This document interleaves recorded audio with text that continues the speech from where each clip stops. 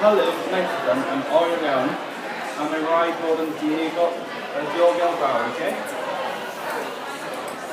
So, beth cyn gwrdd nes i oedd rhoi balloons yn y pot yma.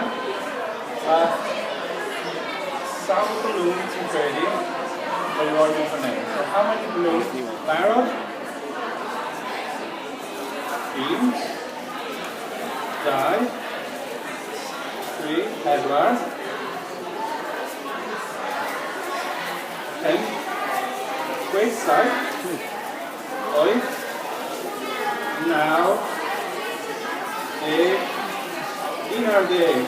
So 11 balloons sydd mewn fan hyn, 11 balloons.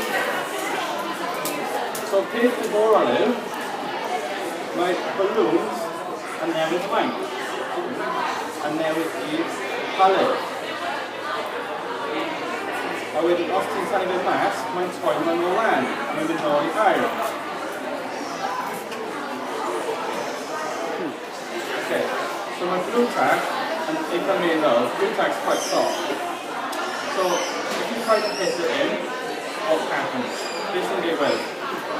Just plug in. On. This will get well off the argument Hylif nitrogen tag. Okay, so the argument Hylif nitrogen tag. And I'm in an oil. And I'm in an oil, and just I'm in a galed. On, os yn galed yn mynd am tir,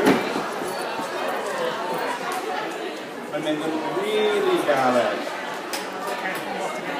Os yn galed yn mynd am oriau, mae'n mynd yn really, really galed.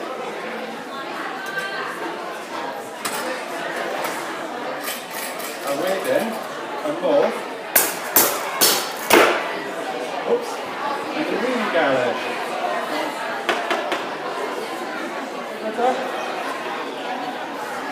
Mae'n ti'n rhaid yn mynd, mae'n mynd yn oer iawn. Os mae'n mynd yn oer, mae'n rewi, it freezes. A os mae rhywun yn bod yn creulon, maen nhw'n gallu torri just slightly. So, bod yn ofalus pan delio gyda Hylif nitrogen. So, bod yn bledda, os mae rhywun yn rhoi mewn Hylif nitrogen, mae'n mynd yn galed.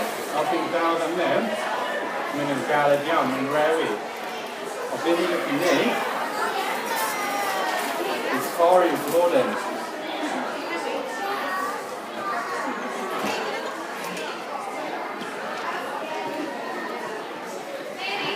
I'll just rhoi digon mewn.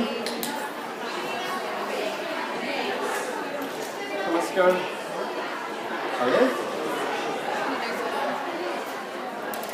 A wedyn, os yw'n rhoi Hylif nitrogen mewn, ni'n gallu bod yn diddorol iawn.